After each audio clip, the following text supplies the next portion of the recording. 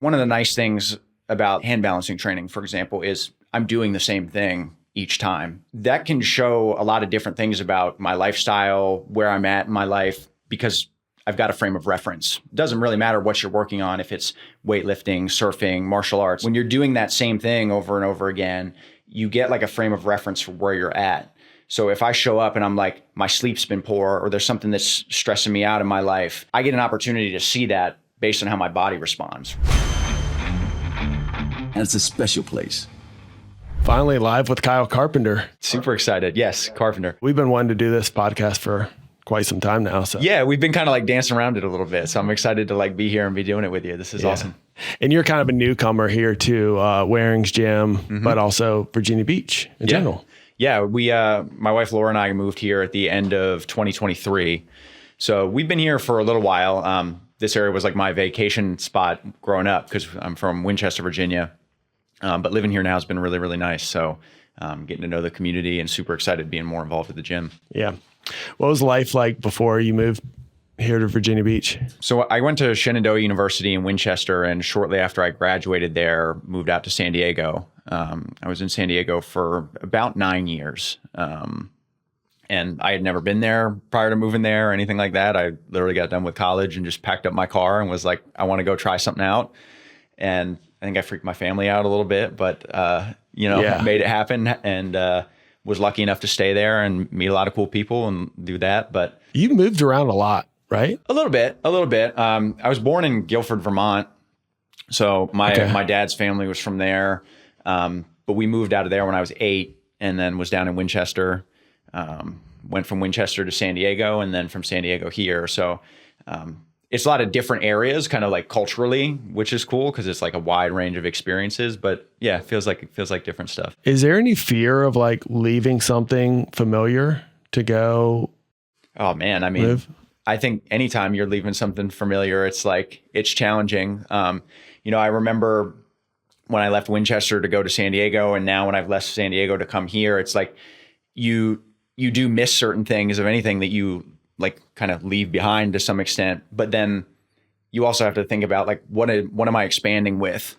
Yeah. Like I think about people that I met in my life in, whether it was Winchester or San Diego, now here, like I couldn't imagine my life without those experiences too. So it's like, yes, you're leaving some things behind and there's like a challenge with that, but there's also like a lot of expansion that happens with that, and it kind of enriches your life more than it takes away from it, I think. You're the kind of guy who seems to find like a lot of the good parts of being in a certain area. Try to.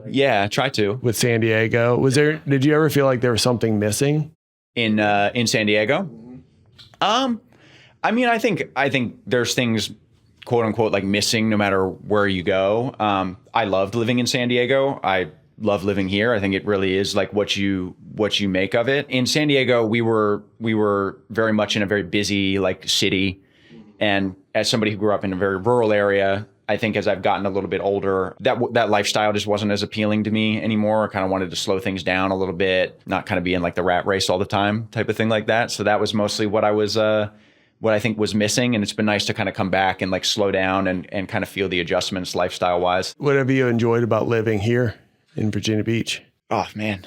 I think really the best part is like, one, getting back to that like smaller community has been cool. Okay. Like, everywhere I go, I see people I know. Like you don't feel like just like one like of a billion faces, literally.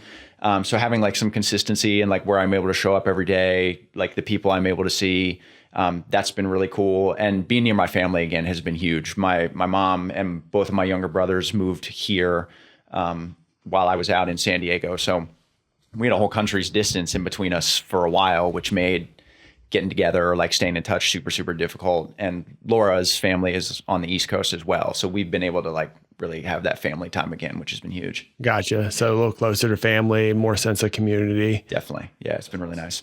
So yeah, I was going to just see if there's any part of your life that really has improved since coming here. It's all improvement at the end of the day, right? Like no matter what you end up doing, like you're learning and you're growing. I think some of it has been like learning to slow down. When I was in the city, like everything was so busy and like rushed and kind of like grand almost, that from like an ego standpoint, it felt really good because I would go teach like a yoga class and it was like, you would just show up and there were 35 people there because that was the setting and it felt really good. And I think in a lot of ways it was kind of keeping me from connecting with people because you could just be so busy all the time and you didn't have to like build relationships and like sit down the same way. And so like being here has kind of like reinvigorated that like let's just get to know the people around us and like be where our feet are instead of like a billion different places at once, if that makes sense. Yeah. And we were even just talking about that before we got on too, about being busy over being productive. Yeah. Like sometimes having a lot of things going on isn't even the most productive thing to do. Yeah. There's so many times where, just being able to, just being able to focus here on one thing is hugely important. I think in my life, I think in the world we live in today, it's like a learned skill because we always have our phones, we have our computers, we have, the people in front of us. Like it's hard to be present to like one thing. And if you can do that, I think it unlocks a lot of things for you in your life. You've been into fitness for quite a while now, right? I mean, pretty much my whole life, honestly. When I was like a kid, my dad was a competitive bodybuilder. So he competed at like the state level in Vermont. So like I have pictures of me like back in the day of him like holding, like I learned to walk like in a gym essentially. And from the time I was probably like 12 until... Did he let you go in the gym? Yeah. So there was a place in Vermont called the Fitness Barn, which was exactly what it sounds like. And it was just like a bunch of weights that people had thrown in there. So I would like go with him and was able to like walk around, very similar to what we see at the gym here, actually, which is part of the reason that it feels so good. Like that whole family aspect is there, but like I grew up around it. And from the time I was probably like 12 or 13 until my mid 20s, like that was all I wanted to do was I was going to be a bodybuilder, which is hard to believe now looking at me. That's how everyone starts. Yeah, it really is. And then like the whole, like I've always been so into training and just like met a lot of people that kind of moved me in different directions. And I've, had mentors and coaches and all these things, but my whole life has definitely been around fitness or movement in some capacity. Yeah. So when did you start coaching people? Let's see. It was probably 2013-ish. Okay. That I started like doing mostly like bodybuilding, body comp kind of stuff. I had done some competitions myself and kind of worked with people in that context. And then that kind of led me into the area that I am now, which I've been doing, which is more like calisthenic bodyweight style focused, which I've been doing since like 2020-ish. So on the coaching side of it. So you got a good kind of blend of across the whole spectrum of fitness. Yeah, definitely. Had a lot of experience. Yeah. Yeah. And you recently just got married? Yeah, actually. So like, I guess we were just out in Sedona for like the ceremony like 2 weeks ago. And we had done the like legal piece of it here about a month before that. So yeah, just recently got married, which is super cool. Laura's amazing. I'm sure some of the people who are going to listen to this have met Laura. She's rad. But yeah. And she's kind of along that same path as well too. She does a little bit more. Similar. Yeah. We actually met at a yoga teacher training. Okay. So like the relationship kind of like started there, which was cool because we had like that shared interest. And yeah, she teaches classes. We got her coming in the gym now, which is rad. She's bodybuilding. Yeah. She's aspiring bodybuilder. So I'm super fired up about that. And yeah, it's nice to have that like shared thing that we can kind of like come back to together. Just because you got into coaching, it's it becomes very overwhelming, when you got a bunch of different things and being able to focus in on one person. Yeah. Is really important to be able to spend that time coaching them and definitely, and not trying to do too many things at one time. Mm-hmm. Yeah. And like, honestly, like the married life has been cool too. Cause it's like having that consistency at home where like we can both like take care of each other too. Like, and I can help her with things. She can help me with things. Like it also allows for more focus on like the things that are important to us too, which is really nice. So. Yeah. Yeah. And we use, with at the gym too, we're a team, we're a team, but we're also a family, definitely. and a real life family. Definitely. Where we have actual, whether you call them board members or family members, there's probably 10 Wareings that kind of sit on the board. And, we were just talking about books earlier, but 5 dysfunctions of a team. I don't know if you ever read that, but I haven't read that one. It could be applied to a relationship as well too. And I think it's a hugely important thing to be able to nurture, relationships over businesses too. Yeah, absolutely. We actually have something Laura and I talk about a lot. It's like, I think we all get caught up on like trying to build a business, but if we all think about how the business looks in our mind, the like really successful business is really made up of like your friends and your community and like people that you want to be around. And so it's not how do I attract customers? It's like, what do I want to do with my like friends and family? And like, how do we make that something that's beneficial for the community and also like from a financial aspect? I think if you can take some of that pressure off, and it makes things a lot easier. If you were to like, I guess, define yourself as an expert somewhere, how'd you define expert? You had a good yeah, we were talking about this earlier. I think really like, it's funny. I think expert is just somebody who's been committed to something for a long time. Because I don't really think that it was funny when you asked me what I'm an expert in, my initial response is like, I'm not really an expert in anything, like, which is probably some type of self-deprecation thing that I need to deal with. But like, yeah, I think it's just doing something consistently, and you're never really going to learn everything or have all of the answers. So accepting that is probably step one. Yoga is definitely my primary focus. It's been my primary focus for a while. And then obviously that pairs with the like kind of movement that I do, like the training. You've seen me train at the gym. It's kind of a unique thing, like calisthenics, like gymnastic style strength training. But I blend in some of the weightlifting things that I have experience with. It's a hard thing to like define, but I would say it's mostly about like integrity, like whether that's the physical body or the mind, and just sort of like showing up and having that balance of like helping people develop flexibility in the body, strength and integrity in the body, and where those two things meet. I do a lot of hand balancing training, have some clients that I work with on those types of things too. And it's a really fun like opportunity for people to do something that's playful, and you can ultimately make things as serious as you want to be. But yeah, I would say like yoga and movement probably under that umbrella are the two things that I tend to focus most of my time on. Mm-hmm. Jason Bort, our last guest here, he kind of relates it to surfing, just the action of going and doing it. Absolutely. Right? Like going out and paddling and just seeing nature in general. And I think that like, same thing with like, working out is like, just the act of moving your body every day and showing up. And that's where like kind of coaching is important, is someone to basically hold your hand and show you absolutely how to do it. You have to have somebody who's like been on that path to tell you what your like next step is.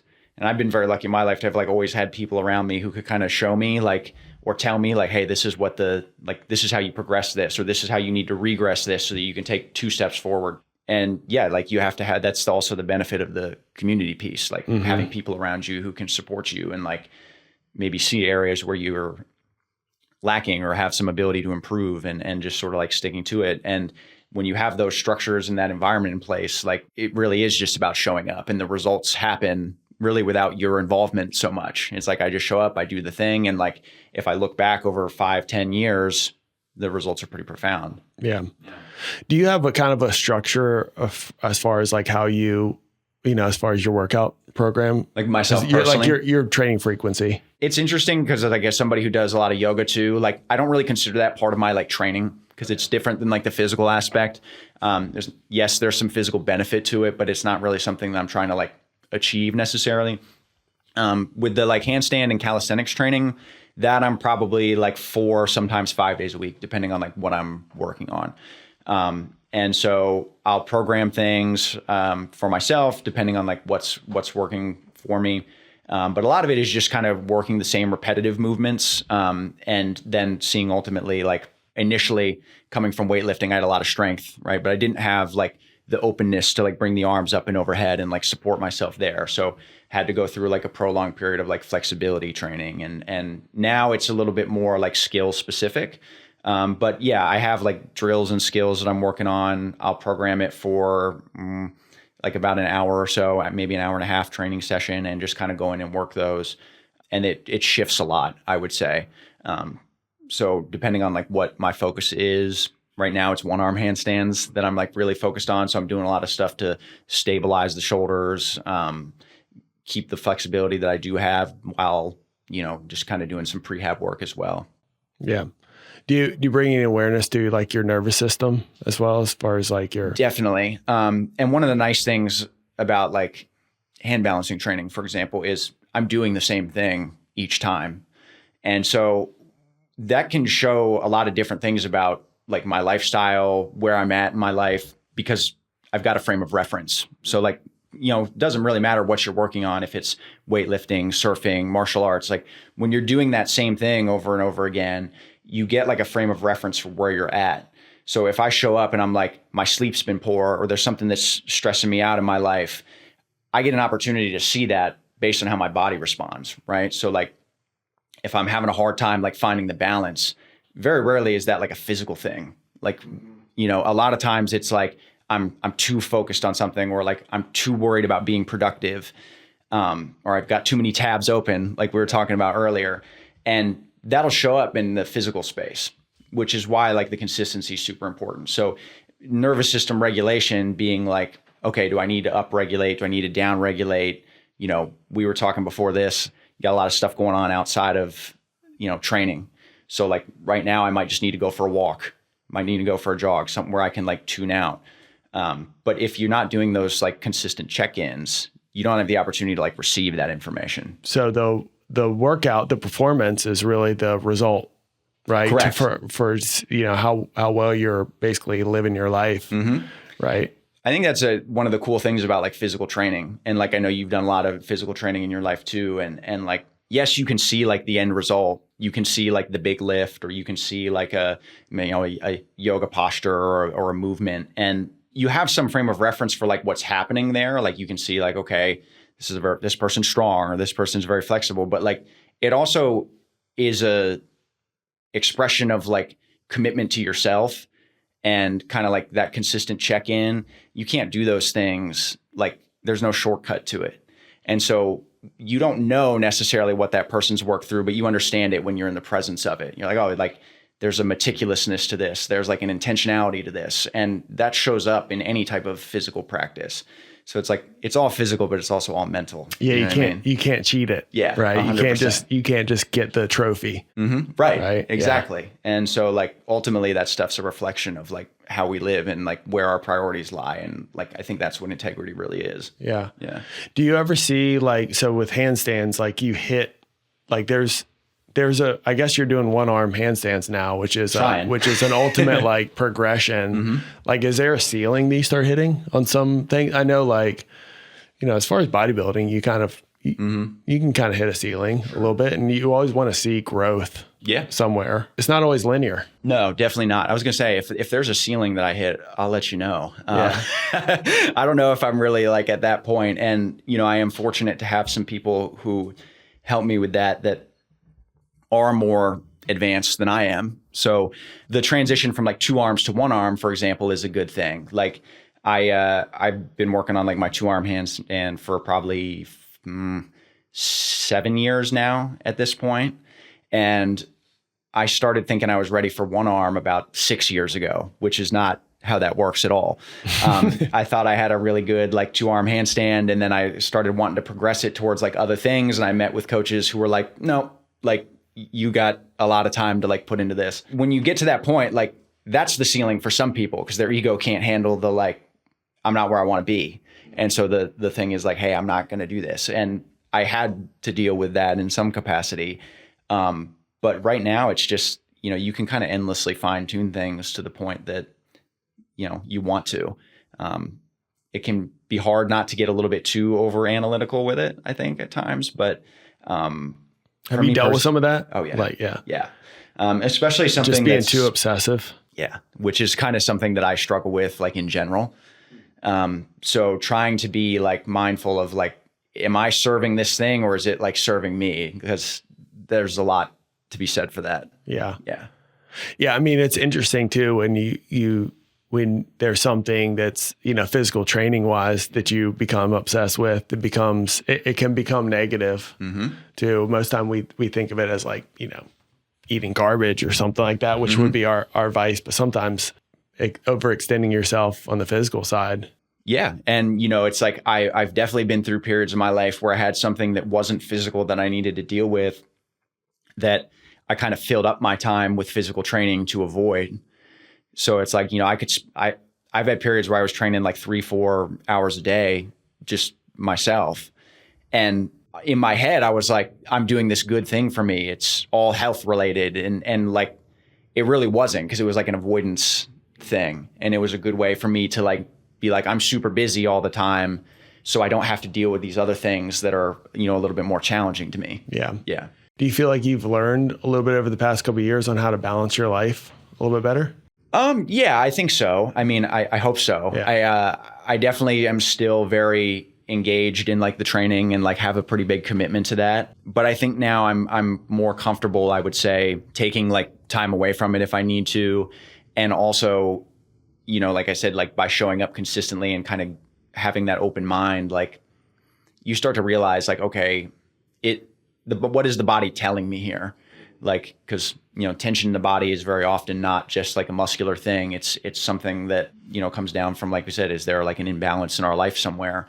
I try to be mindful of that. Like, you know, is my training a tool to like perform things physically, or is it an opportunity for me to like check in with myself and see like where I'm at? And my hope is that everybody's thing like eventually reflects that. Right now, I feel like I have a good balance. So yeah, and you, I know you're in there early in the gym. How's your sleep? Sleep's good. Sleep's good. You know, it's funny because like I'm 34, but I'm regularly asleep by 8:30. Yeah. So like, yeah, like, you know, I get up very early. I've always been a morning person, like even since I was like a kid, and I like to kind of get that time in for me before like the demands of the day like pull me away from it. So like, you know, if I get up and I'm up by like 4 or 5 o'clock, like I know I have that time to just kind of like do my thing, and there's not really expectations of me beyond that at that point. So yeah, sleep is good, and like you definitely notice it when it's not right. Yeah. If I'm not getting sleep, it's not good. But that's you know, typically you stay up too late, and I'm the same way. I'm in bed pretty early last night. It's a lifestyle.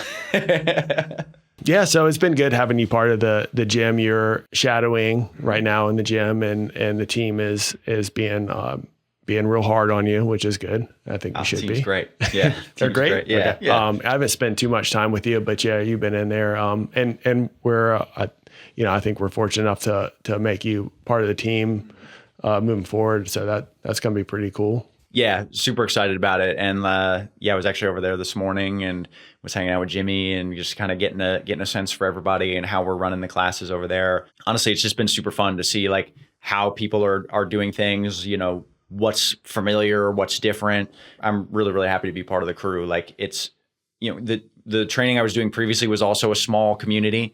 And so it's nice like to already be seeing like familiar faces and know people's names and like connecting even after just a few weeks, which like from a training standpoint, you know, the information and all that is really secondary. It's like, it's nice to see community. It's kind of easy for me because I've been involved with it for so long, but we got a lot of, we train a lot. We probably train about over 100 people a day, and getting to know people it can be a little overwhelming because we got a lot of people that go through those doors every single day. How's that been? Oh, it's been great. I mean, like I definitely enjoy like the connection piece. I don't think you can be like in the training profession and not be a people person to some degree. Mm-hmm. You know, it's, we were talking to like, I am very introverted, which doesn't come through in like the careers that I have and things like that, but you do still need that like connection piece. I've really been enjoying just getting to know members, knowing what they're working on, what their strengths are. And anytime you meet somebody, it's like an opportunity not just to like get to know someone, but also be like, okay, like how can we help each other, right? Like, what do I know that might be beneficial to you? Like, what are you working on that might force me to grow as a coach? Like, I think if you just approach things with that kind of like humility, it's a lot of opportunity for growth on like both ends. And the crew there is super inviting, and it's just been, you know, couldn't have been better. Yeah, it's funny you're introverted. Yeah. You know, like it's funny getting into a profession where you have to be client facing all the time. Yeah. And it's a big responsibility. You know, the gym for a lot of people is like the best part of their day. Yeah. And like I joke with people because I've had like real jobs before, and know how much you might look forward to that 1 hour at the gym. So like it's a big responsibility for me to like live up to that. Like that might be the biggest part of your day or the thing that you're like looking forward to the most. So like to hold that space for people is super important. You know, whereas like when I worked more of a corporate job, I could go in and kind of mail it in and not have like the best day or not be as committed. But like when you're responsible for people, you kind of don't have that option. It's a big responsibility. It is. It's important. Yeah. Yeah. And we got a great crew over there. It's like I said, it's a family. It's, and there's a lot of fun dynamics. I've had so many people come up to me and they're just like, we're super excited that you're here. And I'm like, wow, like this is cool. Like where else do you hear that? Like I feel like every business and a lot of places like say, like we're a family here, but like, it's nice to see it like lived out and in action. Cause like, it really is that feeling over at Wareing's. Like I love it, It's a great place. I'm obviously partial, but, and I think that the cool thing is that there's so many people kind of within the fitness community that comes through there, every day. Katie Kramer at the Heart Space. That's Katie's actually amazing. probably where I got introduced. Or I think she introduced you to us. Maybe. Yeah. I actually don't remember exactly how that happened, but yeah, I teach a class over there at Heart Space. Katie's incredible, and she goes there pretty regularly, and so does Dan. And so I think maybe they mentioned it to us. We live right around the corner. So like, it was just kind of like a natural fit, and swung over there one day and I was like, yeah, this is the place for sure. Yeah. It's been great having you there. So I'd be interested to hear how, like what you think maybe, cause like, obviously you've been there like for most of your life. And we were talking earlier about kind of like the benefits of like moving around and doing like different things. I also think there's huge benefits to like being in one place and like witnessing like changes and stuff like that. Like, what changes and like kind of things do you see coming for the gym, or if any? Some future changes? Yeah. Or like, just like maybe over time, like how that experience has been different for like you and the community. Yeah. I think the biggest thing is for us is just, consistency. That's what, that's the kind of the name of the game is, like I said, the heaviest weight's just the front door. Yeah. And, I think we're the standard for how long a gym can stay in business, because it's kind of a fun idea, but it's you're customer facing all the time. And it gets exhausting, and, you can't be the person who gets results. I mean, you can get results for people, but they have to do the work. Definitely. I think for us, it's just being a well-oiled machine, and being able to give people a consistent program, make it the best part of their day, and get them results. I think it's continuing to do showing up.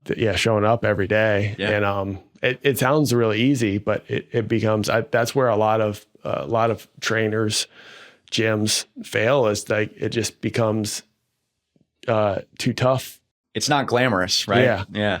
It's there's a lot of kind of shadow work, within that. And but Virginia Beach in general, it's got I think there's a lot of really cool things happening with the Wave Park happening down the street, the sports center, just maybe utilizing more of our outdoor space a little bit in general. Also, we got an amazing fitness community. Yeah. In general. I mean, definitely. There's you train at a few places around town, and that's where the fitness community, I'm not sure if it's always been like this, but sometimes it can be real competitive, but it's, I think kind of sharing it as a collective. Definitely. Yeah. I think that competitive piece is, you mentioned like shadow work. I think, because I've worked in the fitness community in a couple of different places now. And I would say that that's a constant, like across the thing. And, it's sort of that fine line between like, is the competition like driving you to get better, or is it causing like other things to happen? So I like to think of it as like collaboration more than I think of it as like competition, because there's so much to learn from people. Like, like when I was bodybuilding, I never would have envisioned doing the stuff that I'm doing now, and like, vice versa. So like just kind of having that like community that's committed to it and like consistent across it is really nice. Yeah. There was a point, and this is probably like 10, 15 years ago, where there was like somebody said, well, I don't want them to steal my workouts. And it's kind of but when I write a workout, it's like, I have the mindset that this is not going to be the last workout I ever wrote, and it's part of the fun part is like that's creativity behind this, designing programs and designing stuff that actually kind of gets results, is looking at like where somebody is in their life. How do we how do we make this easy for them to be able to achieve results? Yeah, definitely. And like, as your interests as a coach or as a gym owner or whatever it is evolve, like, so does what you're sharing with people. And like, it's wild to be in the position that I am now and teaching the things that I teach now, because people who knew me 10 years ago were like, what is this? Like, what is he doing? I'm sure of that. I even feel that way. Is that from like the bodybuilding side? Yeah, like, okay.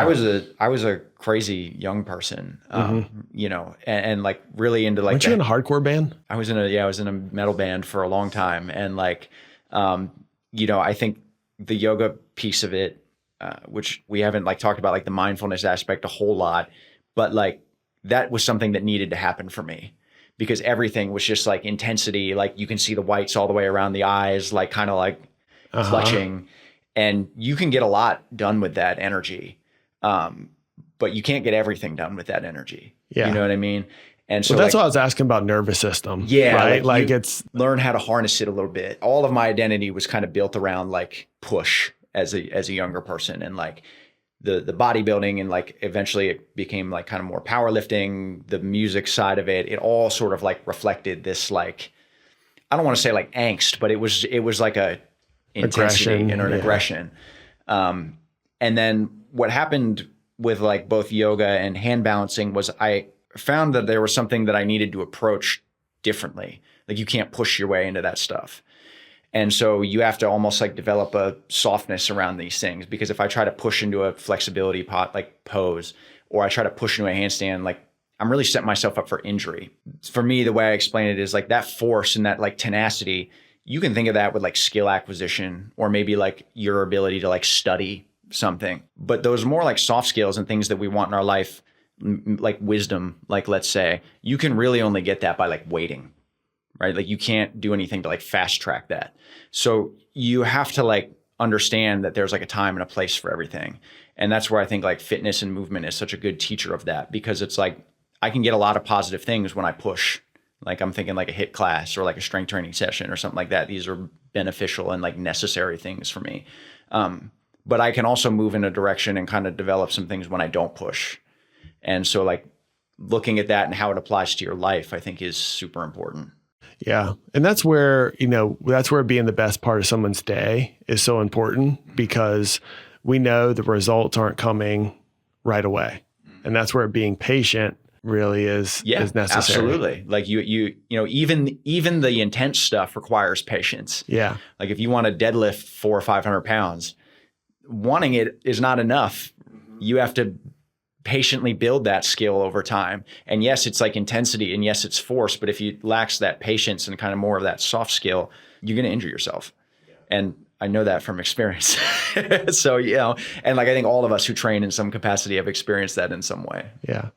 And that's where I think, setting goals is so important, just like what you said about the, handstand, and setting a goal to do a one arm handstand, because that is the ultimate kind of benchmark, for achieving that. And you can't fake it. No, you can't. And like, that's honestly why I've always been drawn to the physical side of things. And like, even the music aspect, it's like, you have to do it. You can't purchase it. You can't take like a shortcut. And I've always just kind of been drawn to things that have that level of like authenticity, because like the more serious you take things, the more it's going to weed out kind of like insincerity, both in yourself and in like the community around it. And so I think that that's a very like valuable thing, and something that's super important to me as a person. Awesome. Well, cool, man. Well, I'm excited that we finally got on to do this podcast, and I'm excited you're part of the team, and I'm just excited for spring. Everything's good. Yeah. So, thanks for being here.